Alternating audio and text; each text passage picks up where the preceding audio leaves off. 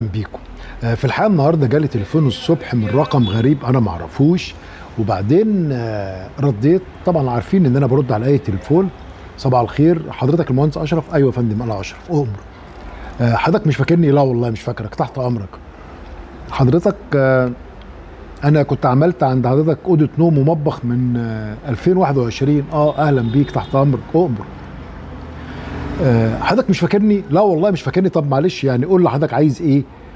فقال لي طب حاول تفتكر يا عم. خلاص والله قول لي انت عايز ايه. يعني انت قلت لي انك تعرفني، وعملت عندي اوضه نوم ومطبخ من 2021. اهلا بيك، تحت امرك، امورني، عايز ايه. في الحقيقه معلش انا بتصل بحضرتك علشان انا حصل لي موقف، وبعتذر لك جدا جدا. تحت امرك، امر.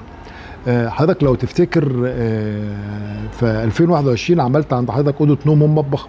لا والله انا مش فاكر، ومش فاكر حضرتك فاكر انا من طرف فلان طب تحت امرك وامرني، شوف انت عايز ايه واقدر اساعدك ازاي، وانا تحت امرك.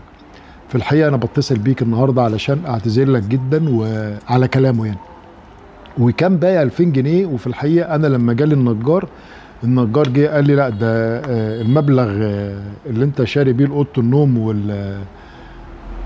والمطبخ كبير جدا، والراجل ده ضحك عليك. فانا ما رضيتش ابعت لك ال 2000 جنيه، وانا كنت وعدك ابعت لك ال 2000 جنيه مع النجار، وما رضيتش ابعت لك ال 2000 جنيه مع النجار.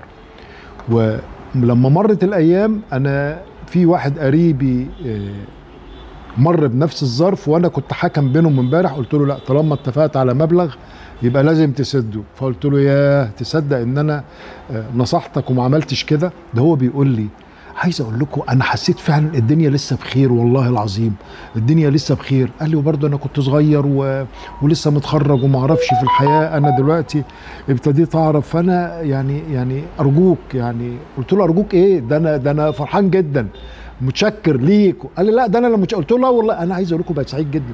قلت له على فكره. قال لي ايه؟ قلت له خلاص انا مسامحك.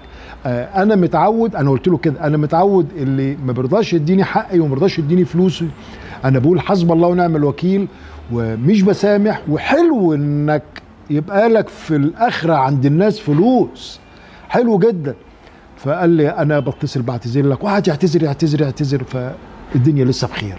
وطبعا مجرد ما قفلت لقيت حول لي على انستا باي 2000 جنيه. انا بعمل الفيديو ده شكرا ليك يا دكتور، يا اصيل، يا ابن الاصول.